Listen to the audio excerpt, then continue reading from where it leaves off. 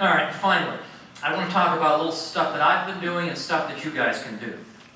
Now, first of all, I'm just glad to be in a room with people who have been doing so much, right? I mean, first of all, Mike Church is just one of my favorite people in the world. And it is, to me, it is an outrage that Mike Church is not a household name. He's on, you guys should be listening to him, 6 to 9 a.m. on your drive on Sirius XM on the Patriot Channel. Listen to Mike. He makes 3 hours go by like it was 10 minutes. Right? Like, you don't even want to go to work.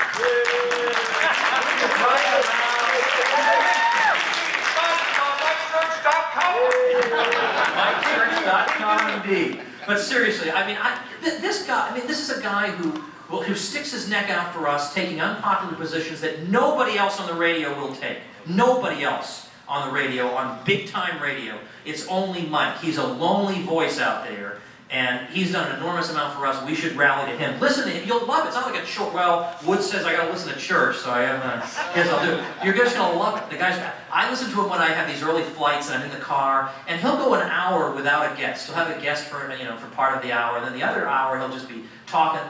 And he just talks for an hour, and it's all interesting. And I just think, my gosh, when I host the Peter Schiff show, I'm thinking, I have 20 minutes of the commercial, I don't know what to talk about. He said blah, blah, blah, blah, blah. And it's great.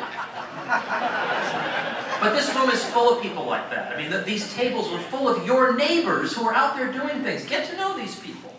Well, one of the things I did, of course, you all know, so I wrote this book called Nullification, and the beauty of it is, you can tell what nullification kind of is based on the fact that the word is stamped over the faces of Obama, Biden, Pelosi, and really all your favorites.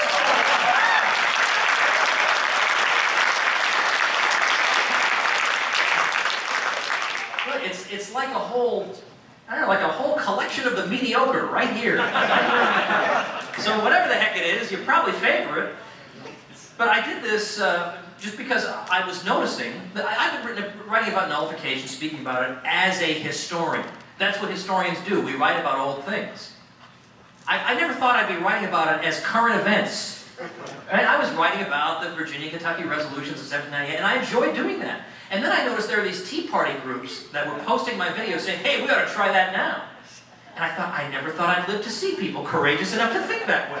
So I thought, all right, I'm going to write this because if you're going to try to advance these ideas, you are going to come up against a lot of, you're going to be called names, you're a racist, you probably support slavery. Yeah, that's really generous, right? To just automatically assume you probably support slavery. Even though, as you heard today, these people are so dumb. You heard today that nullification was never used to support slavery. It was used to fight against slavery. So the argument doesn't even make sense.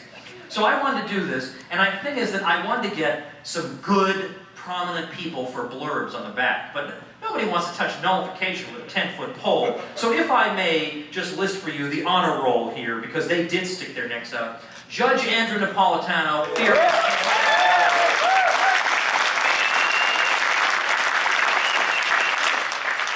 and then Barry Goldwater Jr. and Walter Williams came out. Now, if I could have a national figure, like a national politician, that'd be great too. But I thought, I don't want to put Ron Paul on the spot because maybe he runs in 2012 and the whole campaign is, hey, you endorsed this crazy book by Woods. So I thought I'd better not touch it. And yet, repeatedly in the campaign, he calls for nullification. Like,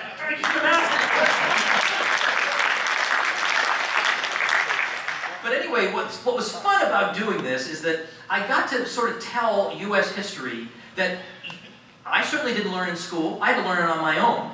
They certainly don't teach it in the law schools, that's for sure. But what I would do, okay, so I talked about real history that went on. The things that the states used to actually get away with. And this is not a Southern doctrine per se, because I quote, I have a whole speech in here from a Connecticut governor in 1809 saying, I don't want anybody in our state in any way cooperating with this federal embargo that's been placed on us. It's an outrage, it's unconstitutional. And in the 2010 race for Attorney General in Connecticut, the Republican candidate during one of the debates held up my book and read from this governor and said, this governor spoke this way 200 years ago. Why don't we have the guts to do this today? The jaws all dropped to the floor. This woman has strayed from the 3x5 card. Attack! Attack! Don't you know we're debating 39.5 versus 40.1? You can't ask that.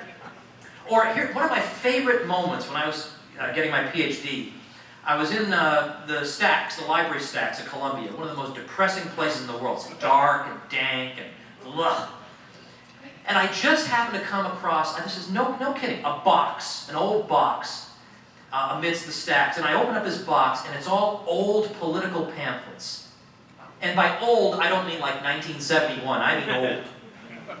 And I dug out this pamphlet by Abel Upshur, who was an important jurist in the 19th century, but totally forgotten. Of course, all the good guys are totally forgotten. Either smeared or forgotten.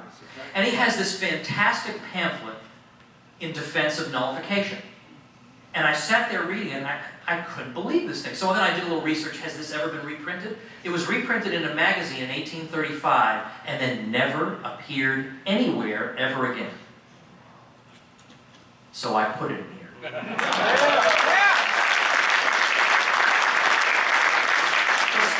About that. I mean, a guy who's written a book called Nullification has probably read a lot about the subject. That's the best piece I've ever read.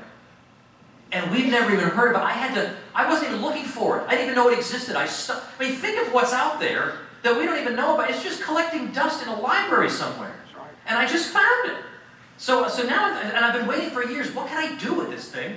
So I got a section on documents. Like, here's stuff that really happened. You don't have to take my word for it. This is real stuff. So I love this stuff. But as I say, this is not stuff that you'll learn in law school. In law schools, what you'll learn is the United States is a great big blob, and always was always meant to be. And the United States came before the states. How that could be, there must be some non-Aristotelian logic they teach you in law schools where that would make sense. Like, how could the marriage come before the bride and groom? Like, how?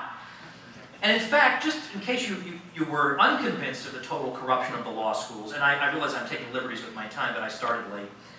But the corruption of the law schools, some of you know this story, but my old friend Kevin Gutzman, we wrote a book together called Who Killed the Constitution. Kevin has a PhD in history, but he also has a law degree, so he's got his foot in both camps. So Kevin was telling me about when he was studying for the bar exam. He said he took one of these crash courses getting ready for the bar exam.